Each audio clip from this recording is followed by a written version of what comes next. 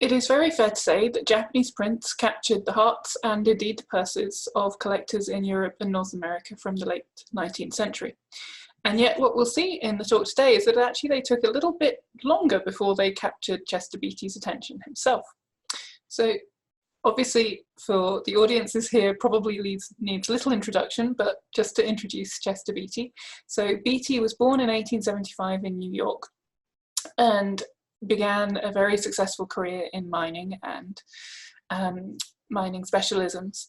And while he was in New York, he started collecting some small things like netsuke, inro, snuff bottles, so that's the Japanese toggles and little lacquer boxes, and then the Chinese snuff bottles. But then in the early 1910s, he moves over to the UK and establishes Selection Trust, very successful company. His fortune grows and grows, his fortunes prosper.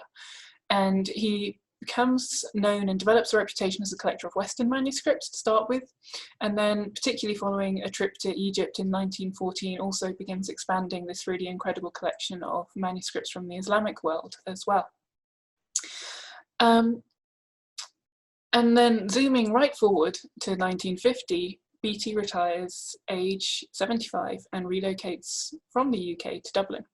And he sets in motion a plan to create a library for his extensive collection of manuscripts, prints and arts that he's been developing all through his life and his career. And really for this moment, it's sort of securing the legacy of the collection is one of the big motivators for the move. So what about Japanese art? Where does Japanese art fit in all of this? So as I said already, he collected netsuke and inro, these sort of small decorative objects that people would have worn as part of their daily costume before he left New York, before he even got to London. But one of the big moments for him in terms of his collecting interests in Japan comes in 1917. But the prints are slightly different. And so today what I'll talk about really is where the prints fit into Beatty's collecting interests. And actually they don't fit into the 1917 trip, they fit into this moment here. They fit into the time when he's creating the library, when he's thinking about the future of his collection, he's thinking about the role of his collection, and he's sort of making concrete these ideas that he's had in his mind of what he wants his collection to do and what he wants his legacy to be. And we're very lucky in that we have an incredible archive of various materials around Beatty's collecting here at the museum. But the really important thing about the archive is it's not just a question of checking prices and dates and seeing exactly where things came from. It's also that we get discussions around those acquisitions. So we get more of a sense of where different sort of phases in Beatty's collecting fit in to his view of his collection, his goals, his aims, and in this case, the history of the institution in which we're now sitting today. So let's start with 1917. So in 1917, Beatty had been very ill. He had a terrible run of influenza, and he decided to cancel some trips he had planned, and instead, once he was better, set on this amazing trip to China and Japan. And he spent a few months in Japan with his wife, Edith, there on the right, and his daughter, Ninette, standing with Edith. And they went to Kyoto, they went to Tokyo, went to all kinds of incredible art shops, antique shops, beautiful temples, beautiful gardens, and it really created a much stronger interest for Beatty in Japanese art than anything he'd had up till that time. And I'll just show you, you can just see him. This is a photo on the right, on the left here even, of Beatty at dinner in the residence of Mr. Yamanaka. And you can just see Beatty here, looking very dapper. And Mr. Yamanaka would have been someone, Beatty would have known the Yamanaka family from his time in New York. Yamanaka's antiques shop was one of the best antique shops in New York for buying East Asian art. So already he's got connections, he knows where to go and what to buy. But what Beatty's focusing on in 1917 really is the incredible narrative scrolls for which our collection is so famous internationally. So while he's there, he buys the beautiful set of 4 scrolls that we have, the Tale of Genji, the Tale of Toda scrolls that we recently exhibited, the Tale of Musashibo Benkei, and here the Tale of the Bamboo Cutter, Taketori Monogatari. And really sort of when we look at our collection of these illustrated scrolls today, so many of the really incredible pieces in that collection were bought in 1917 while Beatty was in Japan. He also, of course, bought the illustrated books. So these are the Nara Ehon that go with the illustrated scrolls, the Eimaki. So this is the biography here of Prince Shotoku, one of the really beautiful sets of books that is currently actually on display in our Sacred Traditions Gallery. And he also bought Buddhist art and manuscripts. And there were some things which we know were probably more Edith's interests. And so she seems to have been more interested in the small Buddhist shrines that we have, the zushi. They seem to have been bought for her. But they're buying lots of new beautiful things, and they're obviously getting a real interest in Japanese art that wasn't there before, so far as we know. But what about prints? So we know that in this time Beatty bought a few printed books. The records that we have in the archive from the 1917 trip do mention printed books occasionally, but there's very often next to no details about what those books were. There are a few where we can concretely tie books in the collection to purchase records. So one of those is the Book of the Milky Way, which is shown here with illustrations by Hishikawa Kiyoharu. And this was actually purchased by Okita, Okita being Beatty's guide and dealer in Japan. It was purchased by Okita for Beatty just after Beatty left Japan. But there's no mention in any of the records of single sheet prints being purchased at this time. And this is a little strange because sort of around the 1920s, you've got a lot of sales of very important print collections, the creation of new ones happening, and Beatty doesn't seem to have been involved in this moment in the collecting interests in Japanese prints. And the majority of the more than 800 prints and printed books that we have in the collection come from a much later time. And this is not to say that Beatty didn't have an opportunity to buy them while he was in Japan.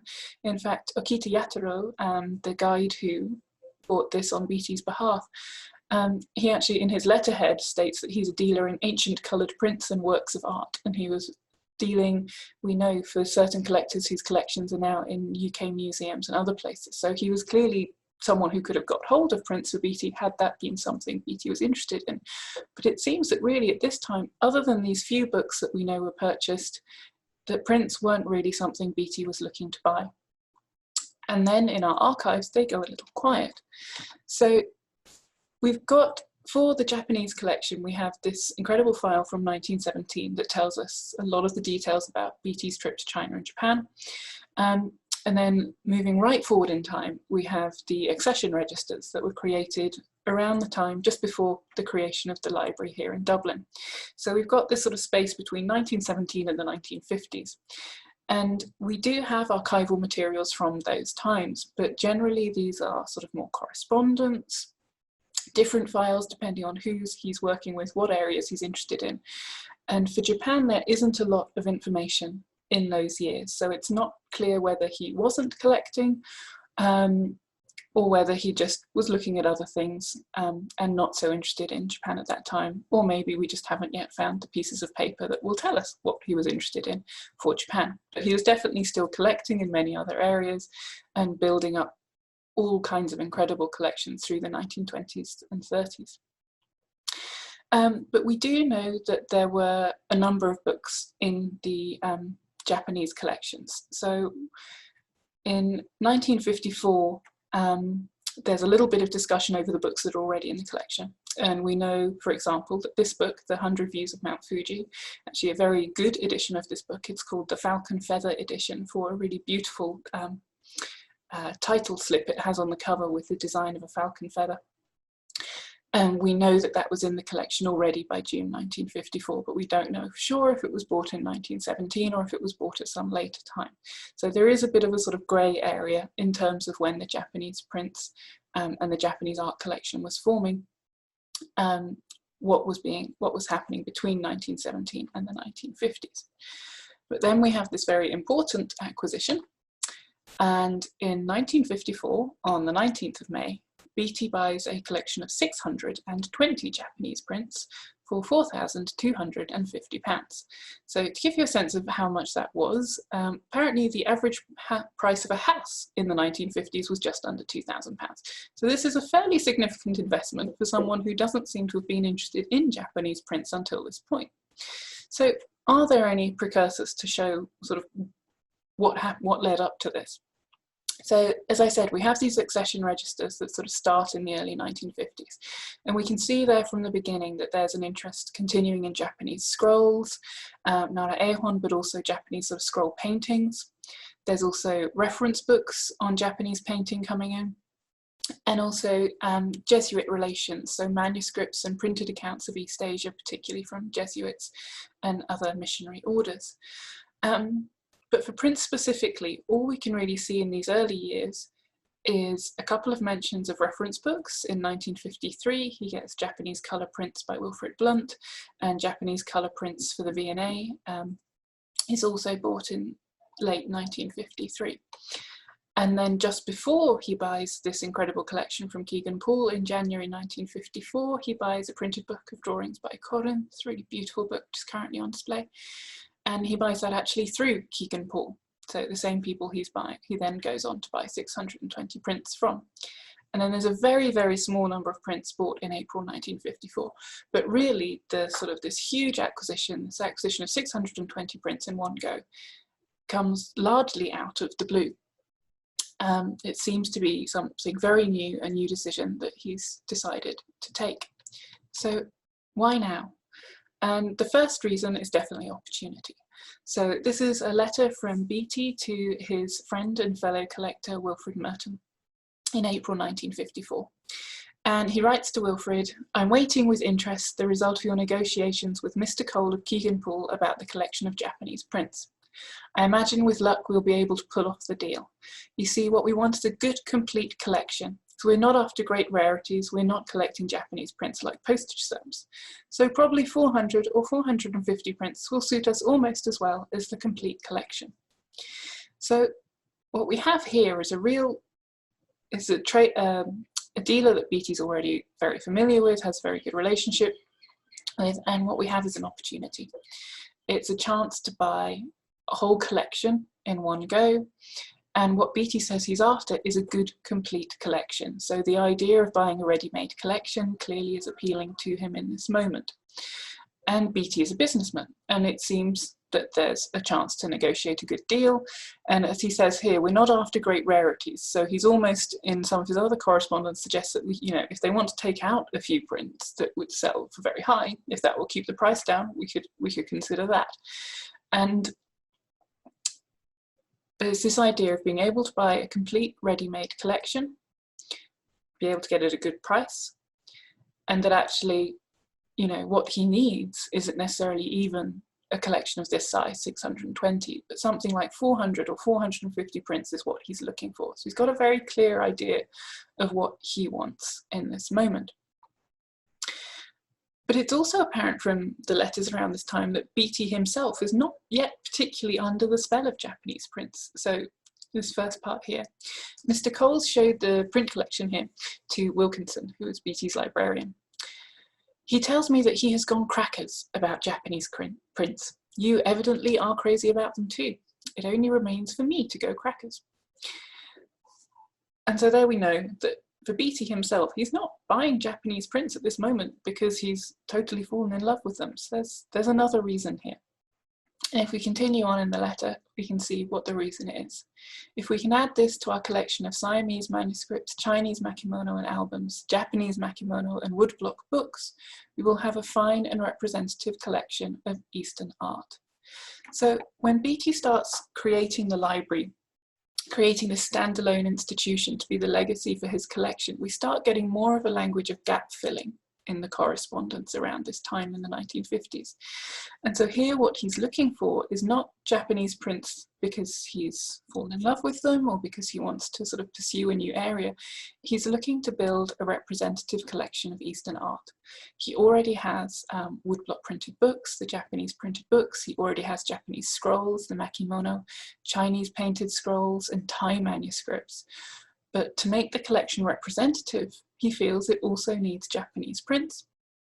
And here is an opportunity to buy that ready-made collection of Japanese prints that will make his existing collection that little bit more representative.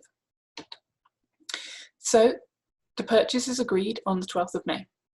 And he later comments what good fortune they had to get the number and quality of prints that they did at this price, as the market in prints gets fairly strong soon after this moment.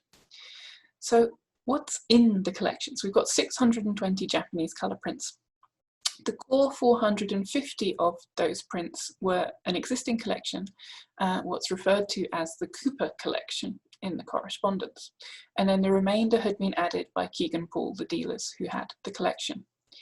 Now, a number of prints were sold in 1956 and 1963, so I'm still untangling the exact nature of what's in the collection now versus what was bought in 1954, but it's still fair to say that this really is sort of the core of the current collection, particularly with regard to commercially published prints. So our next question is, who is Cooper? Now, there's no discussion in the records of who Cooper is. We just know that it's referred to as the Cooper collection. In some records, there's a note to an M. Cooper, but actually this didn't help at all. It led us really in the wrong direction.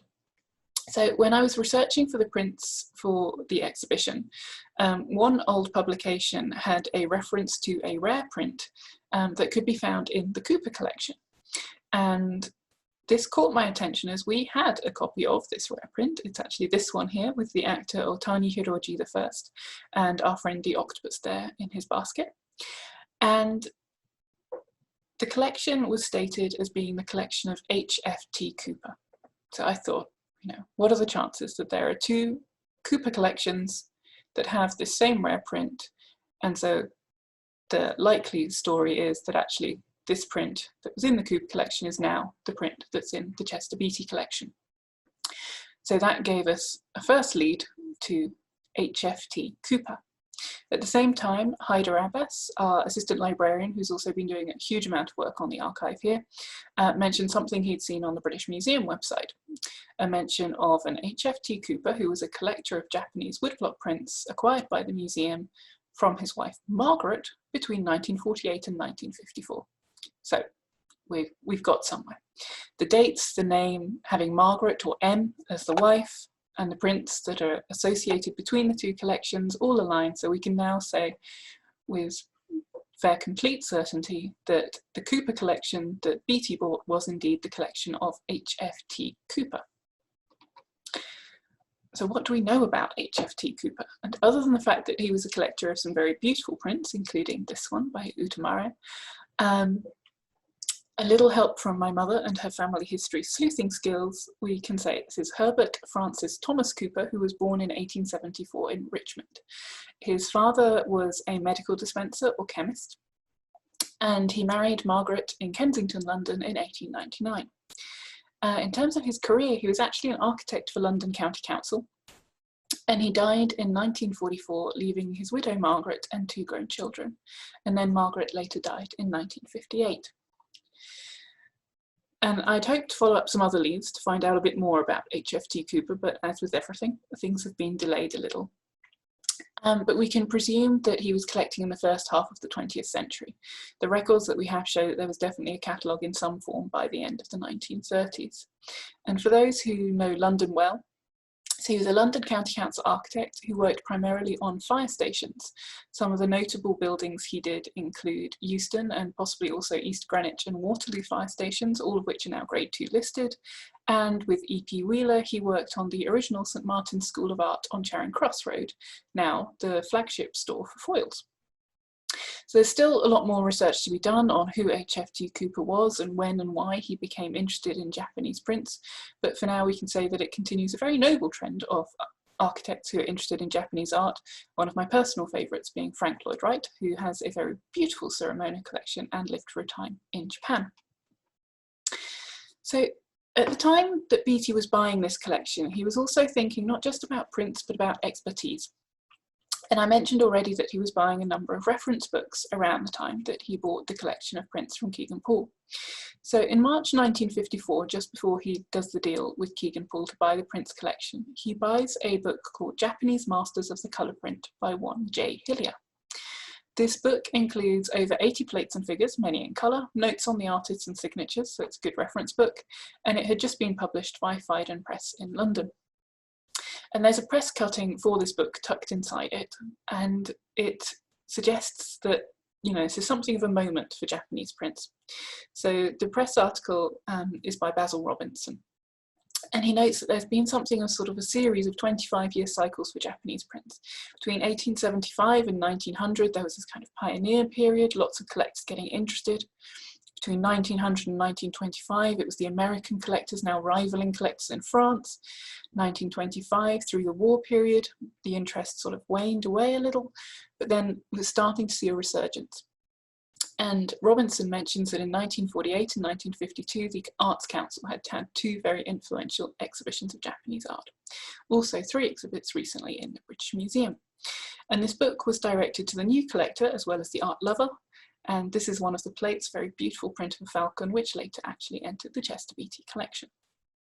So for our great benefit, Beatty actually approached the author of this book, Jack Hillier, to refine and expand the collection. So Hillier today is recognised as one of the most influential figures in the study of Japanese prints, and he's had a huge impact across the whole field. So as well as publishing extensively on the art of the Japanese book, Hawksize, many more incredible publications, he also mentored the next generation of curators and scholars that would follow him. And he also influenced a number of collectors and guided them. So as well as Beatty, he also worked with the Pulverers, who had an incredible collection of Japanese illustrated books, and other collections around the world, and also other museums. And he was such a generous man with his advice and his knowledge that really sort of any curator I meet, there's often a Hillier story somewhere in there, because he was very generous with his time and with his expertise. At this time, however, he was something of a rising star. So as I mentioned, he was the author of Japanese Masters of the Colour Print, which had just been published. He also wrote an article in 1951 for the Connoisseur, which was very aptly titled "On Beginning a Collection of Japanese Prints." But it was also through his role. So Hillier was completely self-taught when it came to Japanese prints. And he was working at Sotheby's as a scholar. So he was cataloguing the collections of prints that would come through prior to them being auctioned at Sotheby's. So for anyone looking to collect Japanese prints at this time, he was an extremely good person to know and would have known exactly what was coming onto the market, and also sort of been able to give really solid scholarly guidance while also having that market awareness that's so necessary to form a collection. And in June 1954, Hillier wrote to Wilkinson to let him know what he thought of the Cooper collection, having studied it now that Beatty had bought it. And he says to Wilkinson, it's an inspiring body of prints and very comprehensive, though possibly it excludes more drastically than is called for the best of the late ukiyo-e artists. He says this was, I have no doubt, an expression of Mr. Cooper's own preferences. And Hillier notes that there are a few gaps. So there could be more prints by Utamaro, Hawksize bird and flower prints, Koryusai bird and flower prints, but otherwise it is, as Beatty had wanted, a very comprehensive and representative collection. And there's a lot of interest still about how to position this collection, even once it's been purchased for the library. So Wilkinson, Beatty's librarian, seeks out other information on print collections in the UK, the British Museum, the Fitzwilliam, the Ashmolean and the V&A, and he's working out sort of what do they have and where could Beatty's collection fit in this sort of wider European context. And the plan at this date is really to sort of refine the collection, so to go through what they've already bought, to figure out if things are missing, and to figure out, you know, what things could be improved upon. And Beatty says that he's less interested in getting more early or actor prints because these are already very well represented in the Cooper collection. He is, however, interested in Hawksize, Harinobu, Utamaro, And he's also interested in getting 10 or so illustrated books for completeness. And he starts already noticing these prints called Tsurumono. So in the collection of 620 prints he buys, there are 80 of these prints are this specific kind of print called Tsurumono, which were not commercially published, but instead produced for private commissions. And any of you who came to our exhibition, The Art of Friendship in 2017, will know these prints very well. So often produced by poetry groups to very, very high luxurious standards. And I've got a few examples later on. But for now, everyone is sort of very happy that they've already bought a very good, strong collection. It's now just a case of what direction to take it in, but the aim is still something very representative. The prints arrive at the library in June after Hillier has studied them in London, and as the librarian Wilkinson reports, it didn't take long for Beatty to also be seduced by the beauty of the Japanese prints. As he writes to Hillier in July, "We are both badly bitten by the Japanese print bug." Hillier is asked to work on creating a catalogue of the prints, something Beatty was very keen on doing across his collections, was properly cataloguing and publishing them, and also to fill in any gaps that he felt needed to be remedied. And Hillier notes in his letters that the next best thing to collecting for oneself is to collect for someone else. So he sets about refining, supplementing the collection to Beatty's aims. And that aim really is to create a representative collection. And we can see just how strong of an aim that was in the following example. So Hillier actually compares the list of artists whose work are represented in the collection to the 39 key artists that Binyon had listed recently in a British Museum catalogue. And he says that of those 39 key artists for Edo period prints, only 3 aren't present. And one of those 3 is represented here, Tori Kiyomine. And this print was then bought in March 1955. So there's a very clear aim of trying to create a collection that represents the full chronology, the full range, and the full sort of range of significant, at least, artists within Japanese printmaking. And other works were explicitly bought in the years that followed in terms of things that needed to be represented. So one example is a remarkable group of 6 perspective prints, which were bought in December 1954. These are known as ukie in Japanese, floating pictures, and they use very strong vanishing point perspective. And you're almost sort of floating slightly in the image as well, sort of look down slightly and get this very, very strong linear perspective in each of these prints. And Hillier actually remarks in his letters at the time that they're not exactly things that are to his taste, but they're very beautiful colours and very engaging subjects and very important things to represent in the collection. And actually I'm very glad he did, because for me these are really incredible sort of snapshots of the city that really draw you into Edo, particularly with that strong perspective there. Hillier was also, throughout his career, passionate about Japanese woodblock printed books, and he very much convinces Beatty of the need to buy more Japanese printed books. So Hillier is the one who goes through the printed books Beatty already has, and then he works out which books need to be added to make that collection representative also. But it's not something that he has to convince Beatty about too strongly, as Beatty is already quite convinced in his love of books. So we see a number of beautiful books, very important and sort of key works, and other good works by good artists that sort of happen to come up for sale, slowly added to the collection in the years that follow. And one of those is the picture book of The Stage and Fans, which was bought in July 1954 from a dealer named Tikotin. And as I said earlier, so Beatty says at the beginning that he's looking for 400 to 450 Japanese prints. And this number stays in his mind very much. So in a later letter, he again mentions this figure of 450 prints.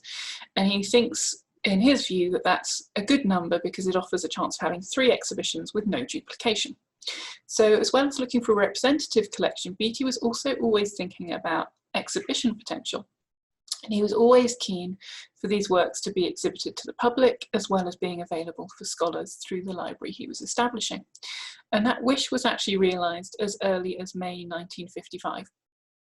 there's a special exhibition of Beatty's Japanese prints held at Trinity, and this is part of the Ontostal Festival, a festival celebrating Irish culture held from 1953 to 1958. We've actually got a picture here so you can see the slightly incongruous display. So here we have this very historic room at Trinity with quite a striking modern freestanding units with the display there. And the exhibition proved so popular that the Irish Times noted so many people were present at the opening that it was virtually impossible to see the exhibits. Through the sales of 1955, a new interest really comes out for Beatty, and that interest is Suramono. So here we have two parts from a letter Beatty sent to Hillier, and he says, "It is no good my trying to advise you about what to buy when you forget more about Japanese prints before breakfast than I shall ever know.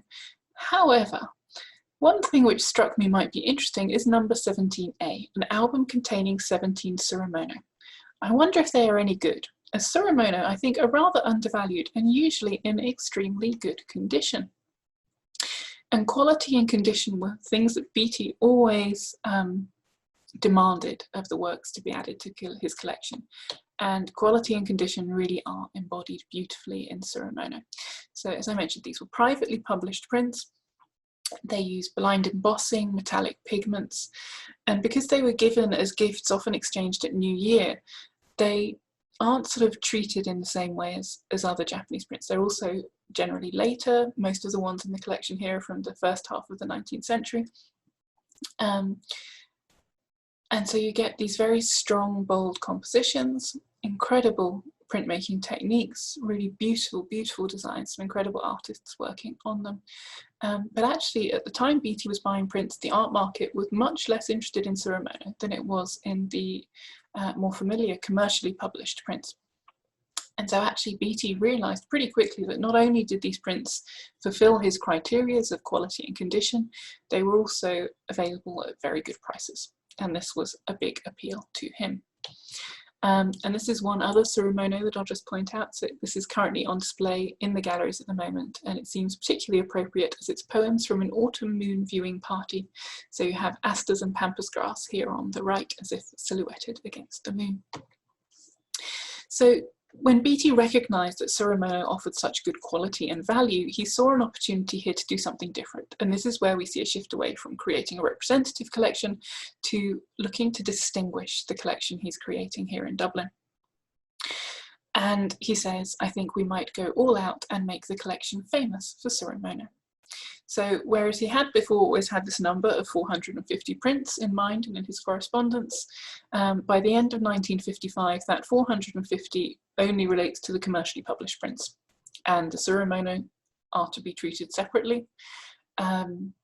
He's also very keen to go all out for Hawksize and get books. So I'd say at this point, Beatty has definitely been bitten by the Japanese print bug.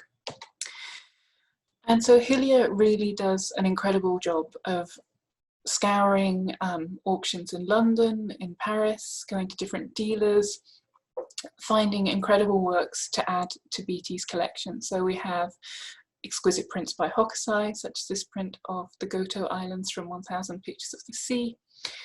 We have really rare and interesting works. So this incredible set of 8 views of downtown Edo, which I've shown you in some of the previous talks. Not only is it an incredibly rare set of prints in incredible condition, it actually has a really important provenance. It's from the collection of Theodore Duret, who is one of the most sort of important collectors of Japanese prints in Paris. He visits Japan between 1871 and 1872 with Karanushi, and he's one of the first to really recognize the quality of Japanese illustrated books as works of art. And his collection is incredible, and most of it's now in the Bibliothèque Nationale. Another incredible example, this is Hawksize's album of pictures from nature, with very, very light use of colour throughout, but really, really beautiful, beautiful designs by Hawksize. And this particular copy, again, has a really interesting provenance. It was bought by Philipp Franz von Siebold, probably while he was in Japan. So von Siebold was a German physician and botanist who joined the Dutch military.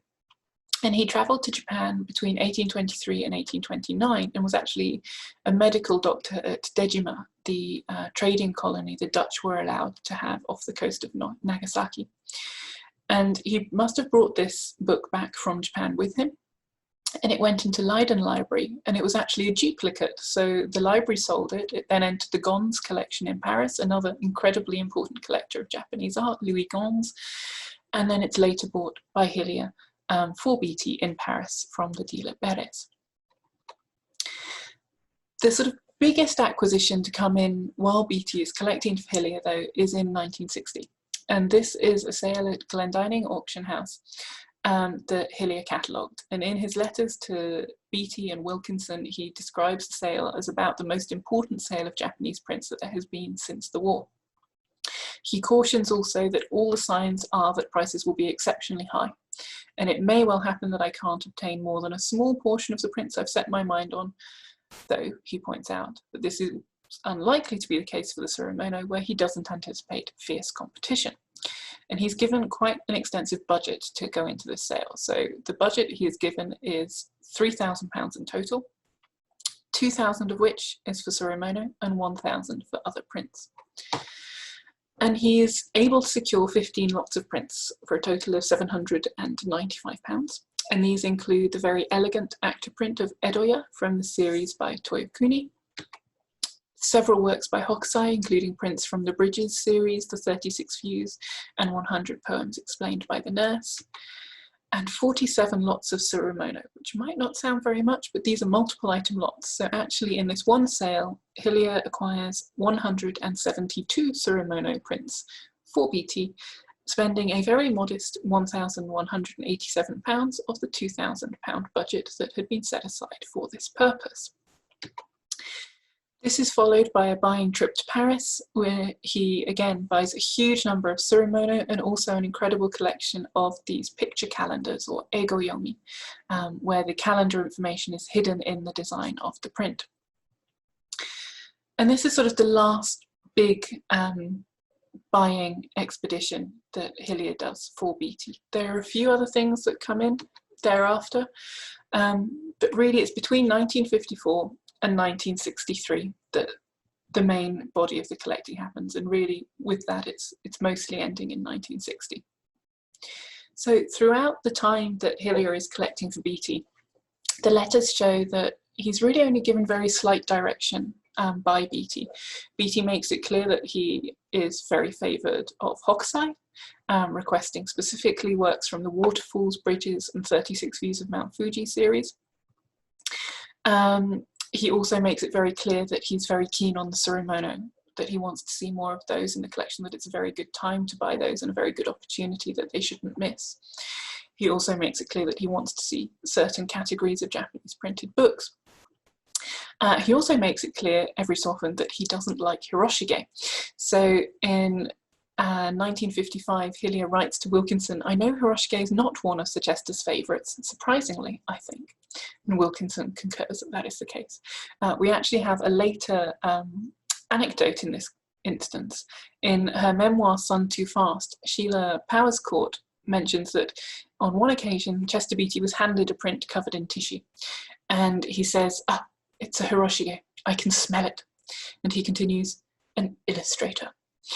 But they let him off for his snow scenes. Luckily for us, Hiroshige was already very well represented in the Cooper collection, and Hillier was able to convince Chester Beatty to buy a few more prints by Hiroshige, including this gorgeous print of Arai from the 53 stations of the Tokaido. So Hillier's involvement was initially planned for a period of around 10 years, and that's exactly the period that we see happening. The archives really thin out from the early 1960s, and it's clear that sort of the heat of collecting has gone out of it. But this may also be partly due to the circumstances of the archive. So Wilkinson, Beatty's librarian, dies around this time. And after that, Chester Beatty would have been communicating directly with Hillier, so we wouldn't have so much of a paper trail.